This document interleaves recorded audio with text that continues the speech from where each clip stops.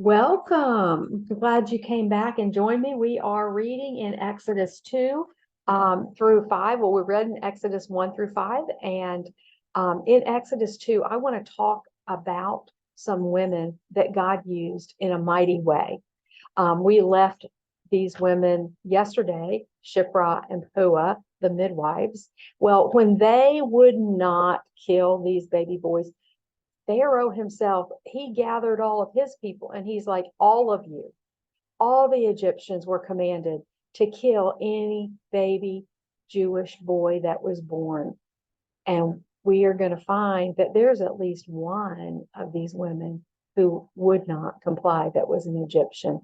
So let's think about baby Moses and let's think about the women in this era who were part of the saving and deliverance of the people from Egyptian slavery.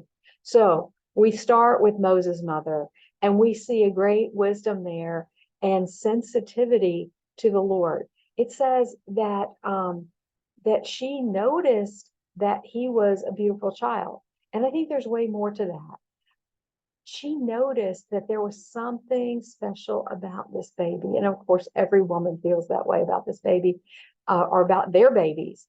But I believe that God revealed to her that he had a special plan for Moses. And therefore, she makes this basket. She hides him for 3 months. And when she can't hide him any longer, she has to turn him over to the Lord. So she makes this little basket and she places it among those papyrus reeds along the bank of the Nile.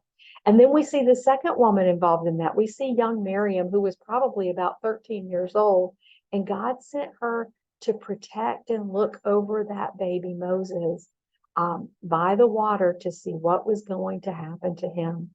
And then on the scene arrives Pharaoh's daughter and her maids, and they come down to the river and they see that little basket, and God creates the circumstances to bring these women right at the time when that baby was there. So he used Moses's mother with her wisdom and sensitivity. He used Miriam with that big sister protection. And now he set up the circumstances so that Moses would be rescued from the Nile River and be protected and prepared. So Pharaoh's daughter comes to the river. The maids are there. They see the little basket, and now their curiosity gets the best of them. So not only are the circumstances there, but God creates them to be curious enough to go find out what's there. And they hear that little baby crying. And when they do, Pharaoh's daughter has compassion on this baby. She knows he's one of the Hebrew children. She also knows that her father said, kill him. But she had compassion, and her maids had compassion. And so here Miriam is over watching, and we see her see the opportunity and take action. She's very decisive. She's got a lot of courage. And she runs up and she says, I know somebody who can help you with that baby and nurse him. And of course, Pharaoh's daughter is probably a bit afraid to take that infant little baby back into the palace because her father said kill him. And so I think that that compassion caused her to find a way to protect this baby. And so Miriam goes and gets her mother, and her mother comes, and Pharaoh's daughter says, yes, take this baby away. I'll pay you even, but take this baby, nurse him, and take care of him for me. And so that's exactly what Moses' mother does, is she takes him. I often wonder, did Pharaoh's mother know, or Pharaoh's daughter know that Moses belonged to this mother? I would think that there was a little bit of a hint that probably this woman was the one, but she sent Moses back with his mother. And so now his mother has these years to nurse him. Don't you think she probably prolonged that as long as possible? But I would say probably at least 3 years he was with his mother.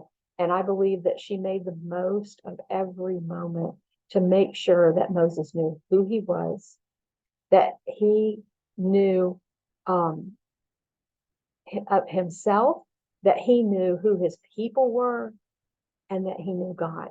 And we'll see that later in Moses' life, because he recognizes his brothers, which means that his mother made sure he knew who his sister and brother were. He knew who his people were. He knew who God was.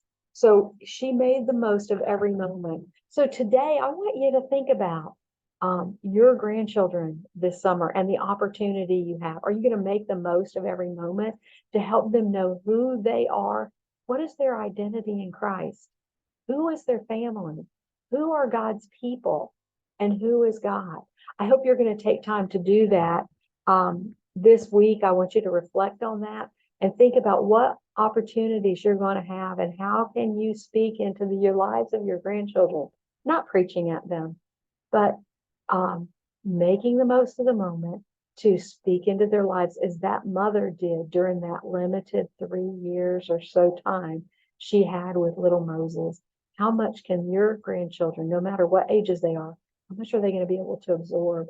And you will say more and be able to speak more into their lives than you can ever imagine. And ask God to bless that and use that and help them to remember. Have a great day, and I'll talk to you soon.